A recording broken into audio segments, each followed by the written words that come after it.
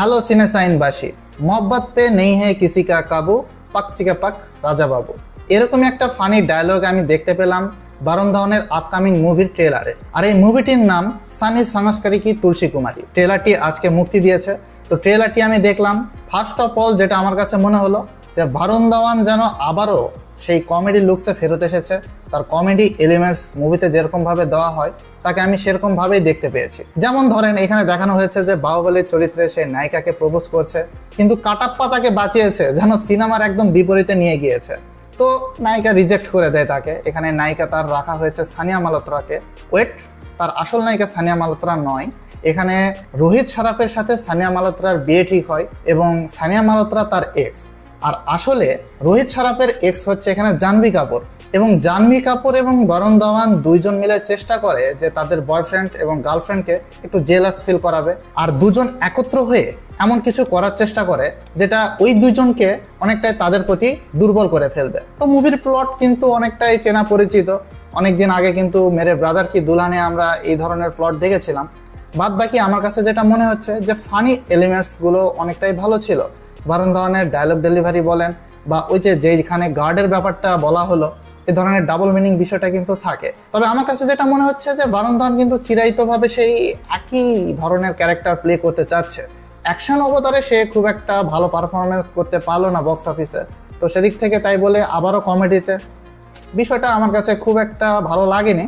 তবে হ্যাঁ, এটা ট্রেলার কিন্তু অনেকটাই হাস্যজ্জ্বল ছিল এবং রঙিন কালারফুল ছিল। যেহেতু ধর্মা প্রোডাকশনের বিষয়, এখানে কিন্তু সুন্দর সুন্দর মিউজিক বা গান থাকবে। যেমন আমরা কিন্তু দেখলাম যে হোলির একটি সং বাজছিল, সেটা কিন্তু বেশ আনন্দদায়ক ছিল।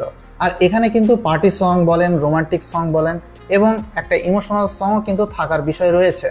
তো চারজনের যে ক্যারেক্টারটা, এখানে কিন্তু একটা চতুষ্মুখী প্রেম আমরা দেখতে পাবো। আর আমার কাছে তো মনে হচ্ছে যে মুভির শেষে এমনটা হবে যে সানি সে কিন্তু তুলসীর প্রেমে পড়ে যাবে এবং ওদিকে সানিয়া মালহোত্রা এবং রোহিত শরাফ তারা এই বিষয়টা কিভাবে নিবে, এটাই হয়তোবা সিনেমার ক্লাইম্যাক্স হিসেবে রাখা হবে। বাদ বাকি সিনেমার প্লট সব কিছুই কিন্তু অনেকটা চেনা পরিচিত। ডাইরেক্টর হিসেবে এখানে কিন্তু শশাঙ্ক খেতান রয়েছে, যে এর আগেও কিন্তু বরুণ ধাওয়ানের হাম্পটি শর্মা কি দুলানিয়া, বদ্রীনাথ কি দুলানিয়া এ ধরনের মুভি করে এসেছে এবং জাহ্নবীকে নিয়ে সে কিন্তু ধারাক মুভিটাও ডাইরেকশন করেছে। তো আমার কাছে মনে হচ্ছে চেনা পরিচিত নায়ক এবং ডাইরেক্টররা মিলে নতুন একটু প্লট, নতুন একটু গল্প এবং নতুন নতুন ক্যারেক্টার নিয়ে আর কি তারা ইন্ট্রোডিউস করাচ্ছে।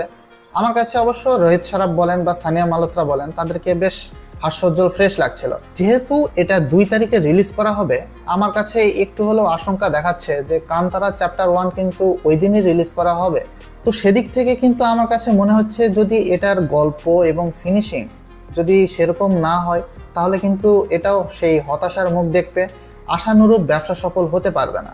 তো সেদিক থেকে কিন্তু আমার কাছে মনে হচ্ছে ট্রেলার যেরকম নো বোরিংনেস একটা বিষয় ছিল, যে এখানে কোনো বোরিংনেস ছিল না, এটা যদি মুভির ক্ষেত্রে হয়ে যায়, সুন্দর একটা স্ক্রিন প্লে যদি আমরা পাই, তাহলে হ্যাঁ, এটা কিন্তু বক্স অফিসে ভালো একটা পারফরমেন্স করতে পারে। তো বাদ বাকি যখন এই মুভিটা রিলিজ হবে তখনই আমরা বুঝতে পারবো যে এটার বক্স অফিস কি হতে চলেছে। তো বন্ধুরা, আপনাদের কাছে এই ট্রেলারটি কেমন লেগেছে তা কিন্তু অবশ্যই নিচের কমেন্ট বক্সে জানাবেন।